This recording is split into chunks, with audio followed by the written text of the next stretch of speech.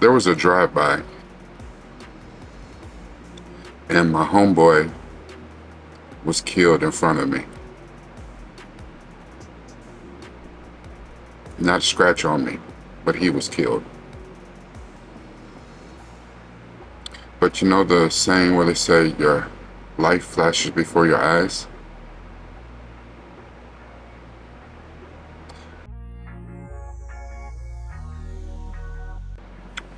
Hello, Governor. This is Rakai Steve, new from the Ville. We're here to talk about Doctor Who, Season 10, Episode 11, World Enough and Time. I remember when I was a young man, there was a drive-by, and my homeboy was killed in front of me. Not a scratch on me, but he was killed. But you know the saying where they say your life flashes before your eyes? That didn't happen to me. It wasn't that my life flashed before my eyes. The thought was more not about the things that I had done, but what I might not still be able to do. The thought was, by being in this particular predicament, what would I never have the chance to do? Be married, have kids, have a long, fruitful life, see my grandkids, finish school, become a professional athlete, become a well-respected businessman. It wasn't so much about the life that I had already led flashing before my eyes, but it was the life that I wanted to lead. So maybe the saying is true, because I know what flashed before my eyes outside of the muzzle flare from the guns was I just wanted to live another day. If only I had world enough in time. Let's talk about it.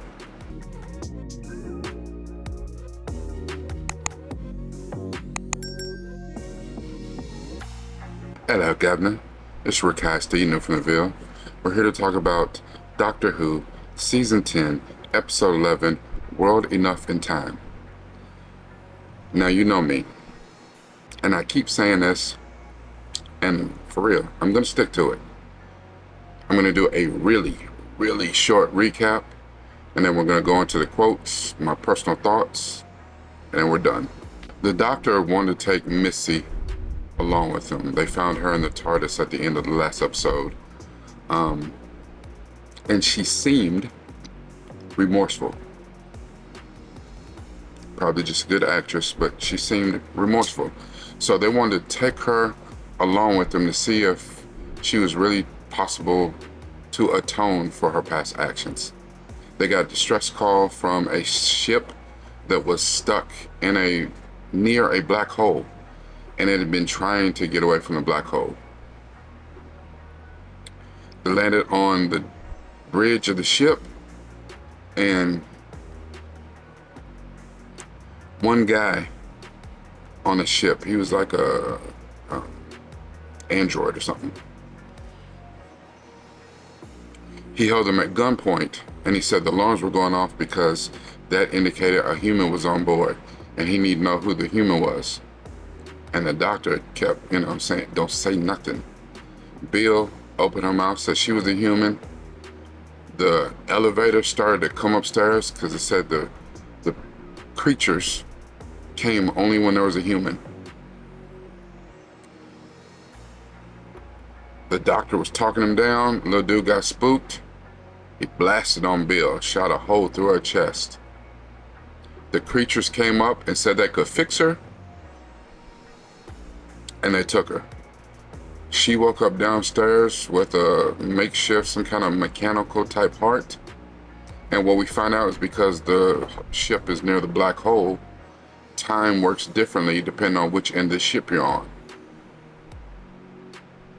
So even though at the bridge at the top end of the ship where the doctor was, only seconds had gone by. But Bill, catching up with everything on a monitor, because she's being led around by this little dude named Razor, saw that even though things happen in mere seconds on a monitor, years were going by. The doctor, Missy, and Nardole finally got past George, the little dude on the bridge. They got in the elevator to go down to get Bill. Razor had been kind of leading Bill around for years. She wanted to escape. And George said, and Razor said, "I got away. Follow me." He tricked her into the operating room, and she was the next candidate to get an upgrade. The doctor, Nardole, and Missy arrive. The doctor goes into the operating room, and out of a back closet comes what appears to be a Mondasian Cyberman, because that's where this ship is from. It's from a twin to Earth, a planet called Mondas.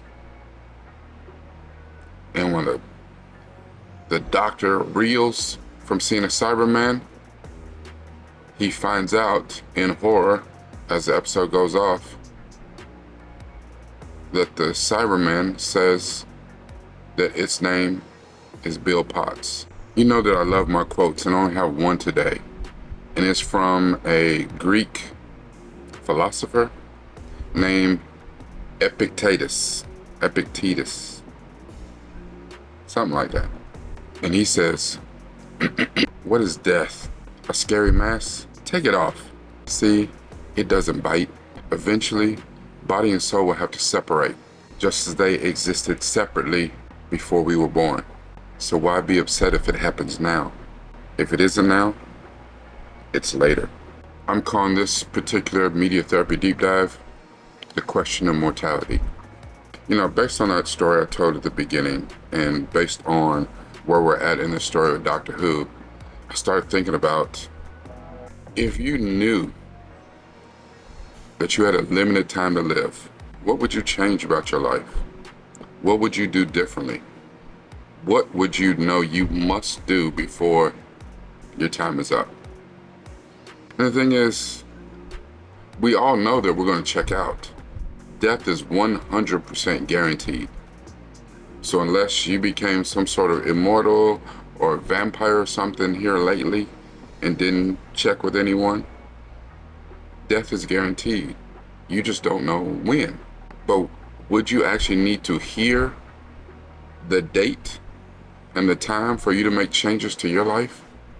And I think it was about, if you know that you only have limited time, then you need to prioritize the experiences and the relationships that you have.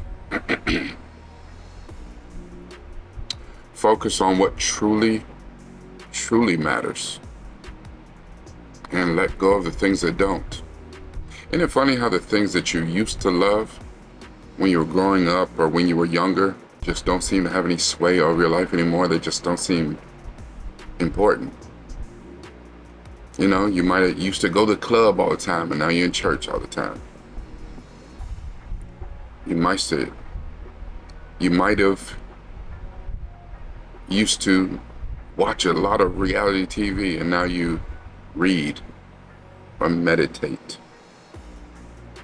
You used to couldn't wait to get a greasy cheeseburger, and now you're eating healthy, taking supplements. If you want to change your life, if you start to take a real serious look at mortality, here's a couple things. Prioritize your experiences. Travel, spend some time in nature. Like me, I'm an ocean person. I love being on bodies of water, so large lakes, some rivers, because I live on the Ohio River now, and it's nasty. And I've seen the Mississippi, and it's not much better. So but to be on a body of water, it's peak for me. But pursue your hobbies and create memories that will last. And the thing is, not memories for you if you know that you're going to check out, but memories for your loved ones, the people that you leave behind. Focus on relationships. Strengthen the bonds that you have with friends and family. And then do what you can to strengthen those ties that are not so strong. The ones that for whatever reason over the years became frayed. See what you can do to fix it. Reevaluate your goals. Identify the things that are truly important to you and let go of everything else that isn't. You should align yourself only with the things that bring you joy. You don't have any time for the rest of that bullshit. Now, if you have to change careers, you have to move to another location, do whatever it takes to simplify your life. You need to make conscious choices. Be very aware of how you spend your time, who you spend your time with. Say no. And I know for some of you that may be hard. Say no to the things that do not serve you. Your time is limited. Spend it the best that you possibly can. Accept your limitations and realize that you're not perfect. No one is. Know what you can do. Know what you can't do. Know the things that you can change and be willing to change them. And accept those things that you cannot change, that are not under your power to change. And then have a greater appreciation for the people and things in your life that make whatever time you have left worth living. And even though this sounds morbid, I'm not talking to somebody who knows that they only have, days, weeks left. You might have 80 years left. Who knows? But what harm is it in doing everything that I just said today to make your life more fulfilling? Life is hard enough, and we put up with a lot of bullshit on a daily basis. Do the things that serve you and serve you best. Live in the now. Live in the present. You cannot dwell on the past. And you cannot lament what may be in the future. Learn from your past. Learn from your mistakes. Learn from other people's mistakes. But live in the present. Live in the now. That way, whatever time you have left, you can make the best of it. And find meaning to your life. Find meaning to whatever it is that you do. Purpose. Live your life with purpose. This is Rakai Steed, new from the Ville. Make sure that you share this as much as possible.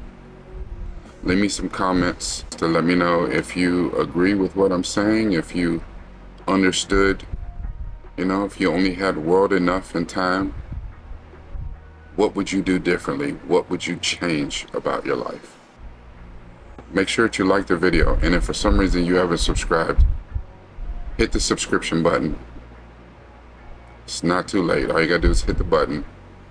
Look at some of the other videos. Something might speak to you. Remember, at the end of the day, it's about this. But even more importantly, it's got to be about this.